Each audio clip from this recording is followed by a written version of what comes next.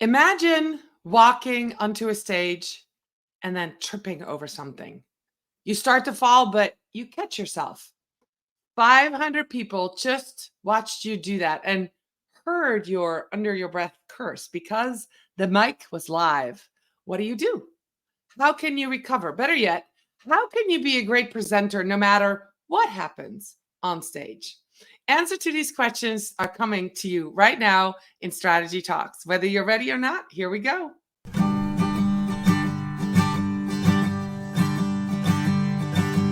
Let's strategize together. Let's hear it from an expert. Join the conversation, it's informative and free. You and me, let's talk some strategy.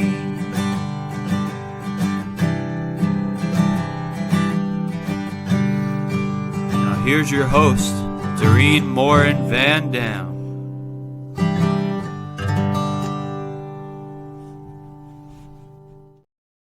Hello, everybody. We are back with another episode of Strategy Talks. I would love to know if you're joining us live, where you're joining us from. I want to welcome everybody who's here live, who's watching Strategy Talks on the replay, and also a special shout out to those of you, many of you who listen to Strategy Talks as a podcast. So today we're going to talk about confidence on stage, and I can't do that. I am not the expert, although I do go on stages. So I brought in somebody who does this for a living. So welcome to the stage, Andrea Pacini.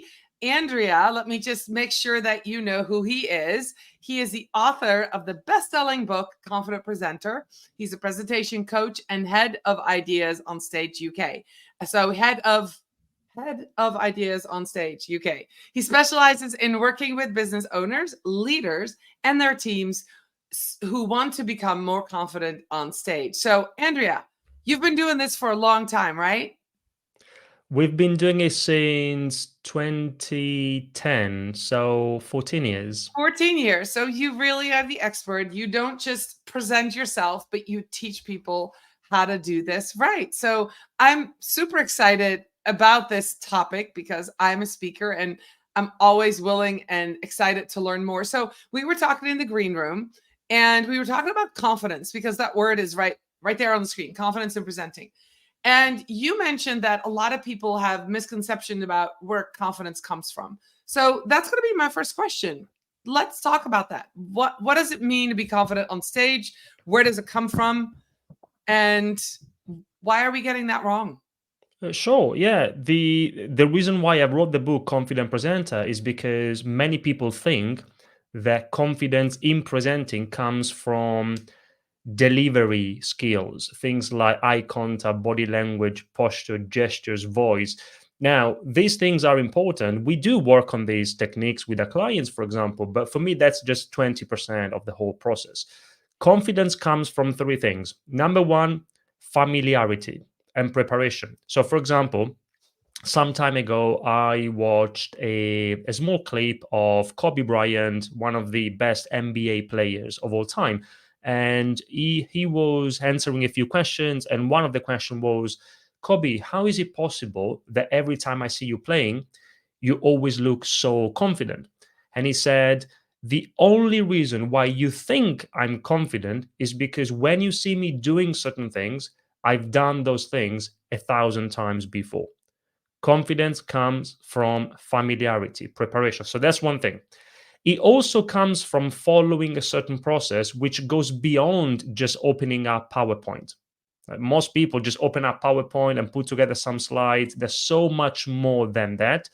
So there's a structured way of thinking about presenting. There's a certain process that we need to follow, and we can talk about later if there is an interest. And then also, confidence comes from your ability to develop a compelling message. 80% of your confidence, in my experience, comes from your ability to develop a message which is simple for the audience to understand, clear for them to follow and remember, engaging, and also relevant to them and their needs. So it's not just your delivery skills, there's so much more to it. That's really interesting. And I love that you said that. There is definitely confidence in practicing and in getting familiar. It's more than just being familiar with the topic, or, whether you're an expert, say you're presenting on,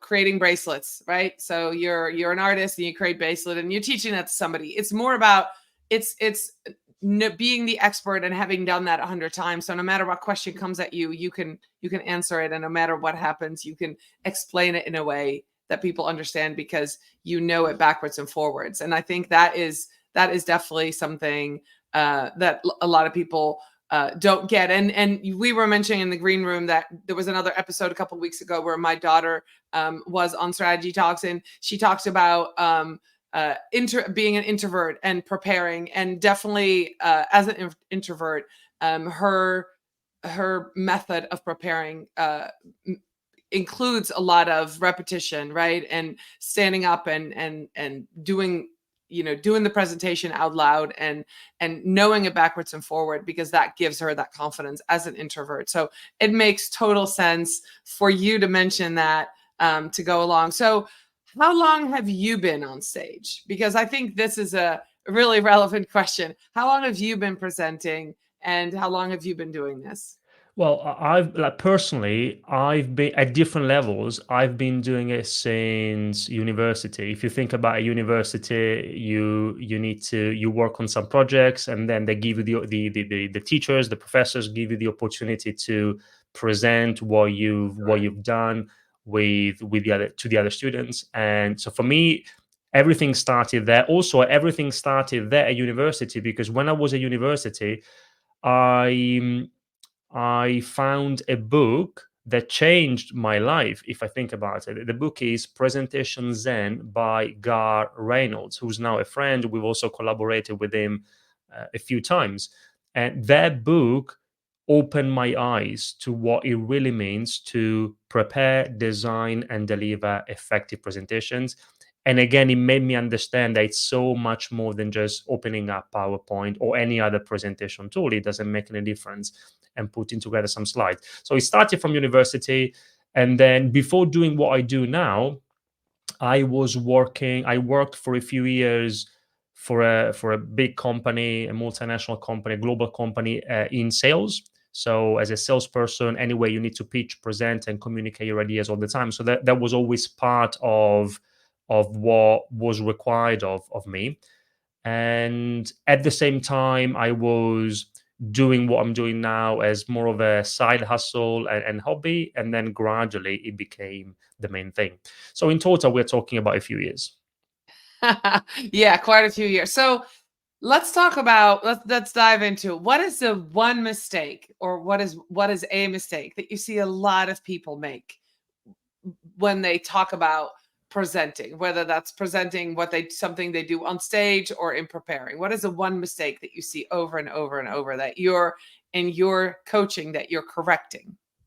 The main mistake is that often, if you think about entrepreneurs, business owners, business leaders, so we're talking about people who are very good at what they do. They know their stuff, they have experience and expertise, and often they know so much about their subject, and they're also so close to it that they think that everything is important. And so they think that they need to communicate everything.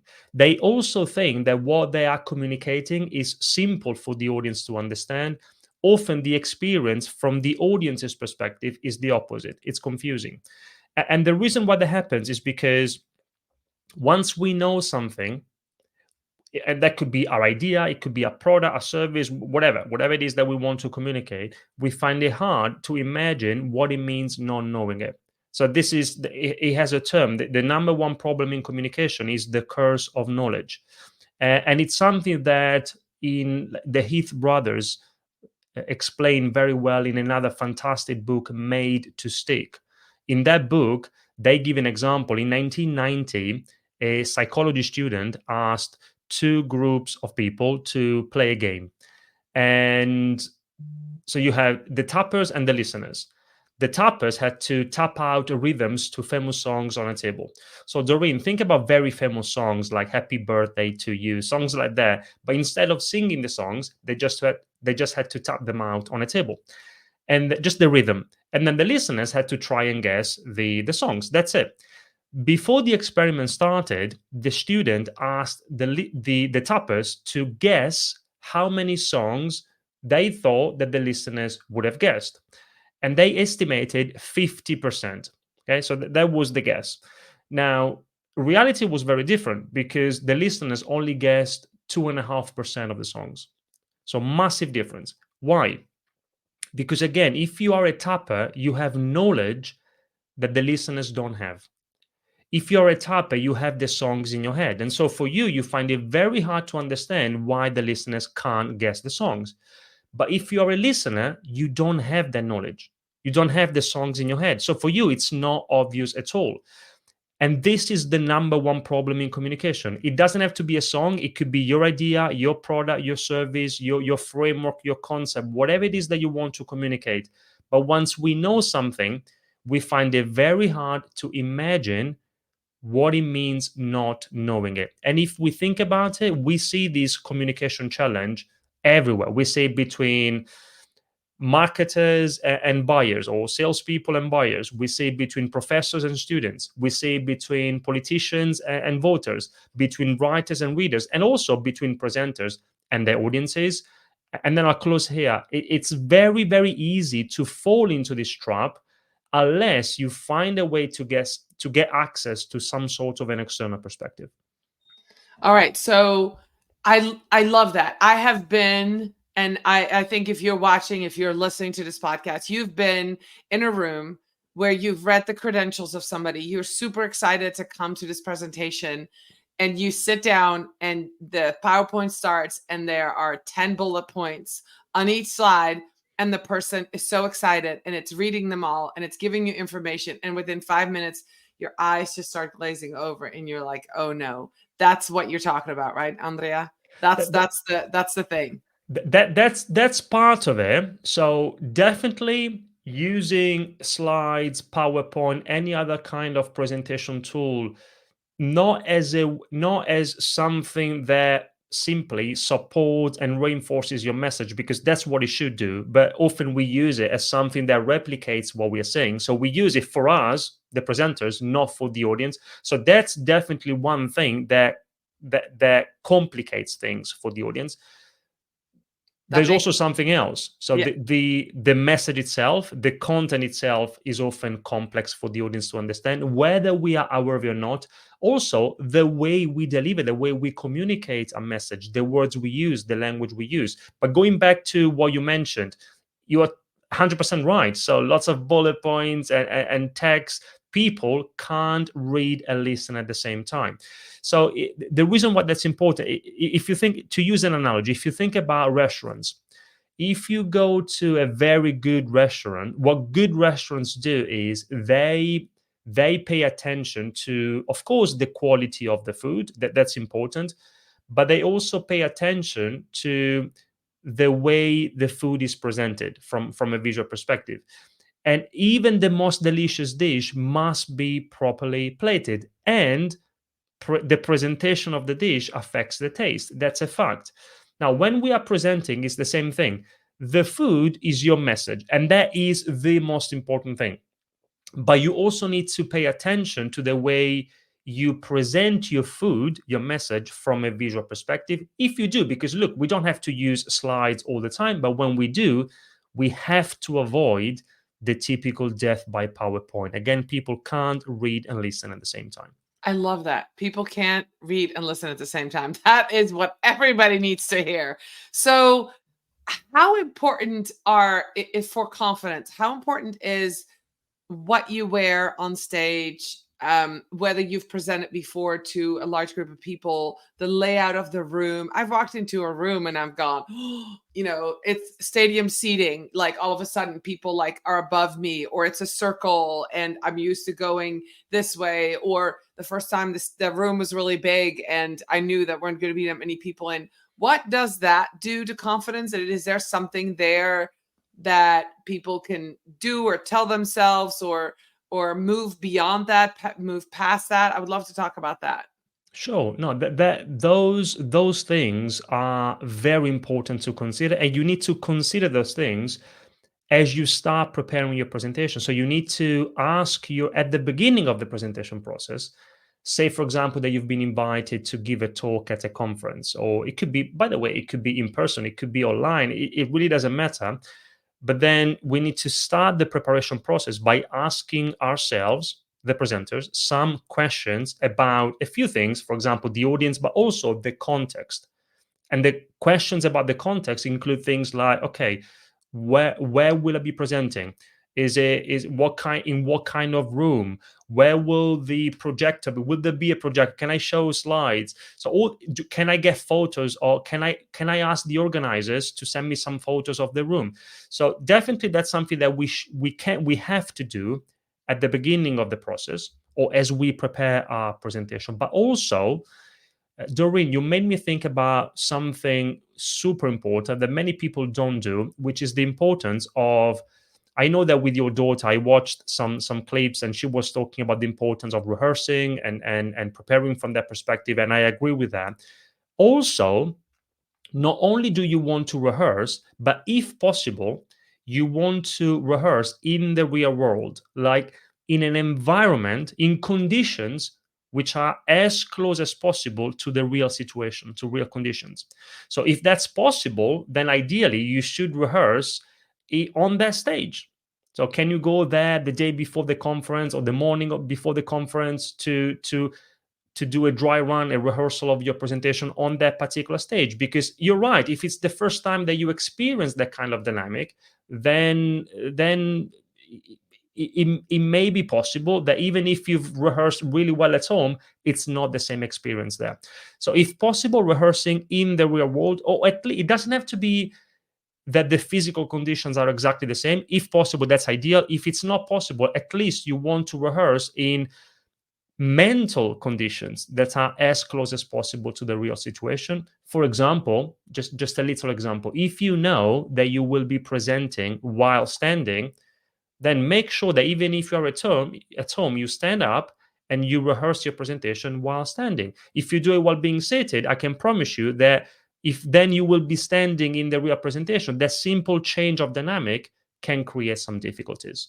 That's really good. And as you were talking, I have several friends who've been up on a TED Talk stage, and they do that. They have them come out the day before, and everybody rehearses the full thing on the stage the day before they actually go give the presentation. Every single person does that. They know the importance of doing that in the room. I love that. Now, there are definitely conferences out there that don't know yet what room you're going to be in or what stage you're going to be on. So that's a little more tricky. But usually I do ask the questions, or they ask, like, do you want a mic? Do you want a handheld mic? Do you want a headset mic? Do you want a podium? Right? Is that a personal preference thing? What should people look out for? I've learned as a woman not to wear a dress on stage because you can't attach a microphone battery pack anywhere. So that's just something that I've learned along the way, that if anybody asks, first time speaker, and they have any speaking tips, I'm like, don't wear a dress unless it has a belt. Like, it's not going to work. So is there anything else that audio, visual, should people stand behind the podium? Should they practice that walk? How do you connect with the audience? Is there anything else that you can share with us that would be really great, especially for those that are listening that have maybe on smaller stages and they want to kind of feel like they want to make that leap a little bit more? Is there anything else that will give them more confidence that they should ask for, that you should take care of before they go on that stage? Sure. So, for example, you mentioned a couple of practical things, so I can touch on those, and then I'll give you the big picture. So, microphone, great point. So that's when we start working with a client in preparation for an actual presentation, because it's not always the case. Often we work with those who simply want to improve their general presentation skills, because presenting is an important part of what they do. But in preparation for an actual talk, that one of the questions we ask, either them or we ask them to ask the organizers, is will they give you a microphone? Yes or no? If so, what microphone are they going to give you? Sometimes you don't have an option to choose what your preference is. If you have a preference, then it's down to your preference. But you're right. Then if you know that, for example, it's one of those lapel mics, for example, that you need to wear something that allows you to attach the mic on your shirt or whatever you wear. So the little things That it's one of those small things that make a big difference. And going back to the previous point, rehearsing in the real world, if they tell you, for example, that they will give you a microphone, one of those mics that you hold with your hand, then rehearsing in the real world means that at home, even if you can't be there the day before, or even if they don't give you that opportunity, you should rehearse with something that resembles a mic. It could be a pen. If you don't have a toy, I've got here at home, I've got a toy microphone that I can use for those situations. So again, rehearsing in the real world. Podium, I'm not a big fan of presenting behind the podium, behind the lectern. That creates, if we think about it, it's a physical barrier. And I know that in all those conferences where there is a podium, then the natural temptation is to just do what everybody does, and we present from behind the podium. But that creates a barrier. It doesn't allow you to make a strong connection with the audience. So if you can get closer to the audience, Gar Reynolds, the guy I mentioned earlier, he wrote another book, and the title is The Naked Presenter. I love the title. The idea is to present naked. An example of presenting naked is just removing barriers. PowerPoint can be a barrier if not used correctly. A podium can be a barrier. So these are just to mention some of the practical things you highlighted.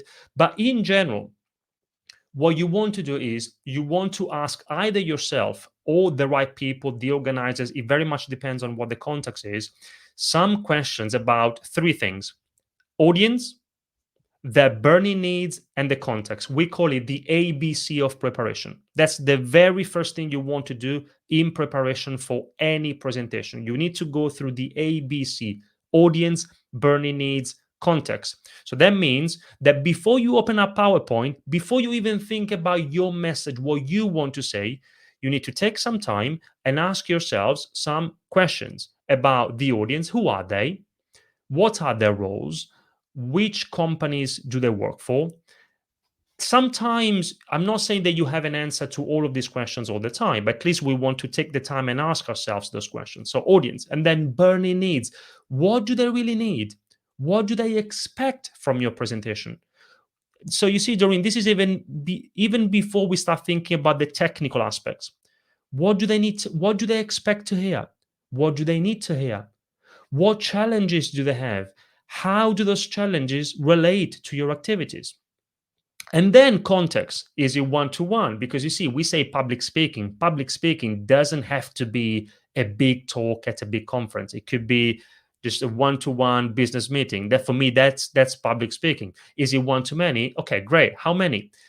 Is it in person? Is it online? If it's online, for example, what tool are you going to use? How are you going to use it? How and when are you planning to interact with the audience? Now, don't get me wrong. I'm not saying that if you don't do that, then you can't create a great presentation. You can. But the risk is that you develop a fantastic presentation, but for the wrong audience. And that's why that's important. That's a really good point. You could develop a fantastic presentation for the wrong audience. I do think I've seen that. And there's a little bit of forgiveness, because when you sit there and you hear and you see somebody present something great, even if it's not exactly what you were expecting, if the delivery is amazing, you still have that feel good feeling, right? But yeah, you want to have that takeaway. And I know that if you're watching and you're listening, if you've been on stage before, that you know that a lot of conferences will ask attendees to give your presentation a score. So that's really important to ask for that ahead of time as well, and see if they will do that. You will learn a lot for that. It, as cringeworthy as it might feel to get judged by people that's sitting in the audience listening to that presentation that you did, that data is super valuable for you to prepare for that next one. And I see you're making a note, Andrea. I'm sure you have something to say about that. And I would love to know, because I do think it's a process, right? No matter how well you prepare, every time you go on stage or every time you present, you learn something. So what is some of the data that we need to look for, or what can you say about that? Because I think that this is another important thing. Yeah, I was taking note. You're right, because you mentioned that sometimes they give you an opportunity to get a score from the audience, and so I was thinking about getting feedback from the audience. And one thing I love, and I don't want to take me as an example, but in case it's helpful, one thing that I love doing is, when possible, and sometimes you can do it yourself after the presentation, you just approach the audience. The key question you want to ask your audience is not just, okay, how was it? Oh yeah, it was nice, it was good, but that doesn't give you the feedback that you need if you want to improve. And there's always room for improvement. So the question I love to ask is, okay, what's the key message that you took away from my presentation today? Now, you first of all, you need to have, as the presenter, you need to be very. Sometimes that's not the case, but you need to be very clear about what's the key message that you want to get across. So once you are clear about that, then you ask the audience that question after the presentation, and you see if there is a match. If there is no match, then it doesn't really matter what you think or what they think. For sure, you haven't achieved your objective. If you want to communicate something and then you ask the audience, what was your key takeaway today? And that key takeaway is completely different from what you had in mind, something is wrong. So that's one thing. And also, you said that you've seen it sometimes, that the maybe a presentation was good, but it wasn't relevant to the audience. Let me give an example, something that happened to one of our clients a few years ago. So we worked with a lady, her name is Marie from Paris. Marie is an executive, she's an expert in leadership, and she was invited by an association in Finland to give a talk about leadership. And she was super excited. It was one of the first international speaking opportunities. And so she prepared really well. She knew her message. She told us that she prepared 50 beautiful slides, and also she practiced properly. So she was ready to go. She flew to Finland the day before the conference, then arrived there on the day half an hour before the audience, because she wanted to make sure that she had time to set things up. And when she was about to connect her laptop to the screen, she realized that there was no screen. So, a little bit of panic, she went and asked the organizers, assuming that they would say, "Oh, sorry, Marie, now we are going to fix this for you." What they did instead was they started laughing. And so she says, "Why are you laughing?" And they say, "Look, Marie, you want to show 50 slides, but actually, you've been invited to give a talk to the association in Finland of blind people."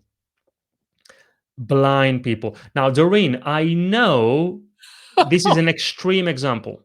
It sounds like a bad joke, but it happened for real. You see, Marie was very well prepared, apart from one thing. She didn't know her audience. She didn't even take the time to translate the name of the association from Finnish to French, and she would have realized that perhaps there was no need to have 50 beautiful slides. So, for us, and for everyone listening, what does that mean? If you want to make sure, you should want to make sure that your next presentations are relevant, related to your audience, then before you do anything else, you need to start with them, with the audience. Wow, that's a wonderful story to end this. That is crazy, but you're so right. And I've been in the room where I know the speaker, I've heard the talk before, and I can just see that this time it didn't land and it was the wrong audience. So, this is, of course, an extreme case, but it's really important to start with that. And it's something I do when I invite guests on my show. I tell them who's listening on the other side, right? You want them to know who you're talking to. So, Andrea, we are at the end of just about 30 minutes. How can people connect with you? What is the best place on social? How can they find more about you, and where can they learn more about you? Thank you, Doreen. Yeah, the best place is LinkedIn for sure. So feel free to connect. Our website, ideasonstage.com. And then if you also add /score, like when you score a goal, you can get access to a free tool that allows you to assess your current presentation skills in less than 3 minutes for free. So if you're interested, just check it out. That's called, you can also Google it, the Confident Presenter Scorecard. Okay, excellent. I will put the link in the notes and I'll put it in the comments for those of you who are watching the replay. I'll make sure it's in there. Andrea, thank you so much for being here with me live today. I will be back next week with another episode of Strategy Talks. And thank you so much for listening and watching, everybody. Bye.